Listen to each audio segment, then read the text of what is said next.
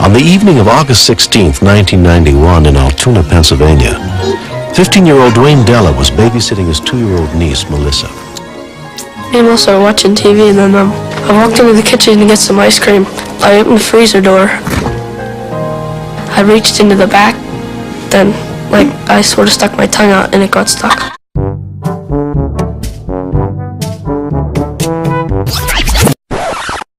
Me and Melissa were watching TV, and then I walked into the kitchen to get some ice cream.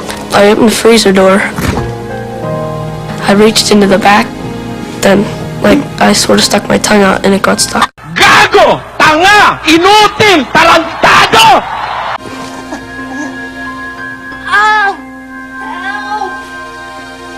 I tried breathing hot air on trying to melt the ice, but it didn't work.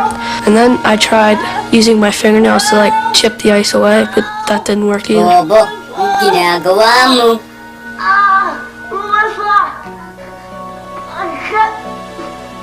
I told Melissa to get me the phone. Get the phone, please. Melissa. Get the phone. Melissa. Get the phone. Here. Melissa.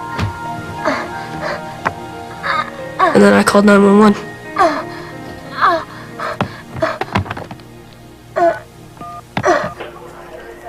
The watch commander at the police station, Sergeant John Carnicella, was not a dispatcher, but he happened to be passing by as the call came in. Good afternoon. Can I take your order? Bigyan mo ko ng burger steak meal. They were in serious trouble. I thought Josefino was being beat up or be stabbed or even worse. My first inclination was get the call traced to get help to the person. Trace it. Hands off, motherfucker! Pre, kailangan ko ng tulong mo. Ano? May naglakaw ng malaking dildo ko sa bag. Yung dildo mo? Pre, may nag-effort naman nawawalang dildo. Asan daw? Hindi na sa puso mo. Joke lang, ginamit ko. Tingnan mo doon, nandun sa basurahan. Sir, meron ako tatangi. Anong size ng dildo mo? Ang laki nun, mga 9 inches. Bakit parang nanyakis ng kausap ko? Ako naman, kung magkapagsalita ako, parang di ko ginamit. It wasn't painful, it was just frustrating because I kept trying to tell him the address, then he couldn't hear what I was saying, and he didn't know what was wrong with me.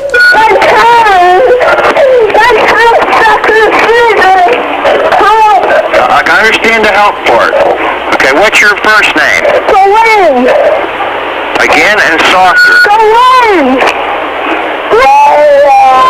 Diane. Go in. Go in. Let's try your address again. I'm not having any luck with your name. Washington Avenue. Washington Avenue. What are the numbers? At that point in time, the 911 trace was completed, and I asked the person if that was the address that they were at. That's in Lexington Avenue. The address was passed to Corporal Jeffrey Auger. When officers respond to domestic calls, generally they're considered the most dangerous calls that we can respond to. You never know what waits behind the door when you answer a domestic call. Yeah, okay, we have the police on the way. Do you need an ambulance? Now we knew where the person was, we needed to know what their problem was. We're going possibly into a hostile environment. We could be going into a situation where there could be weapon play. We going into a situation where there could be weapon play. Tonight, newly released dramatic video showing an intense standoff between Los Angeles police officers and this man holding a woman hostage at knife point outside a homeless center. 32-year-old Guillermo Perez, a known gang member with an extensive rap sheet, ignores repeated requests to drop the knife. What's the problem? My car is stuck to the freezer. You what? My car is stuck to the freezer. Your toe is stuck to the freezer.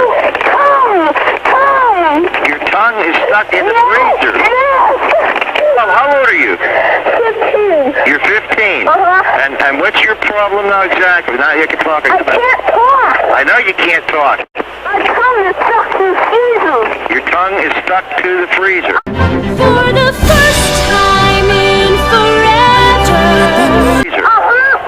was a sort of a revelation to me. I thought, boy, this was a crazy call. Altoona Police! Scott Cayley was the first officer on the scene. Altoona Police! I really didn't know what to think at that point. Tried to open the door, but it was locked. Altoona Police! I heard some screaming inside. The little girl came over at that point because she heard me jiggling the doorknob, and she tried to unlock the door. That's it, unlock it, honey. Try and unlock it. Come on now.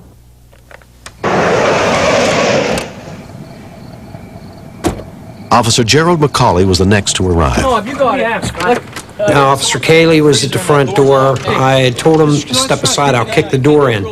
He stated no, we couldn't do that because the little girl was on the other side of the door attempting to unlock it for us. Let go, honey. Just move away from the door. Corporal Walker soon joined the other officers trying to get in. We decided to enter from the rear, but these are adjoining row houses and there's no entry to the backyard. So myself and Officer McCauley went next door and ran through the house. Curtains up, we can see inside. We came around the corner.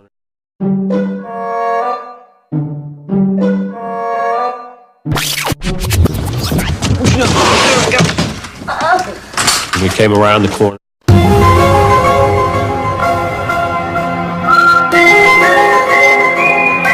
Around the corner, and there's a kid with his face frozen to the freezer, like a moon pie.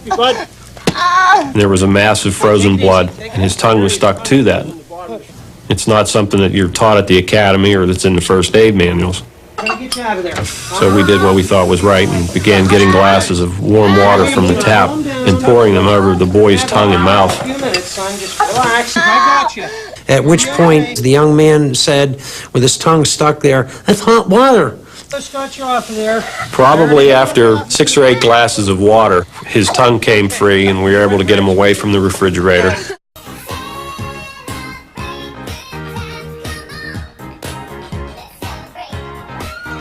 When paramedic Jim Effinger and his partner arrived, they determined the extent of Dwayne's injury. Your mouth. Now, once you relax, we took the towel from him and inspected the tongue, and basically what we saw was just a small reddened area with a small cut on the tongue, about 1/4 of an inch. I just want to take your pulse. Dwayne was a lucky kid. He could have lost his tongue from severe frostbite. He wouldn't be able to talk, would not be able to swallow. He couldn't chew his food properly, so that would have been a real tragedy.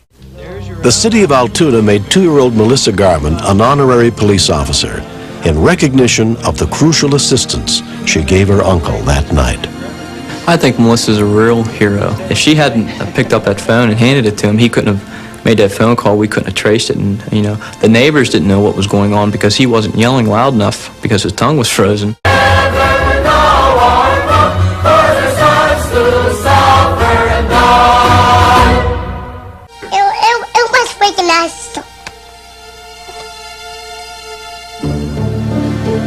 I'm really proud of Melissa because she's smart. Because if she wouldn't have got the phone for me, I wouldn't have got off until my sister got home. When I'm older, I'll probably think about this and laugh because it doesn't happen to that many people. And if there's one thing I've learned, it's never to stick your tongue out when you're reaching into the freezer.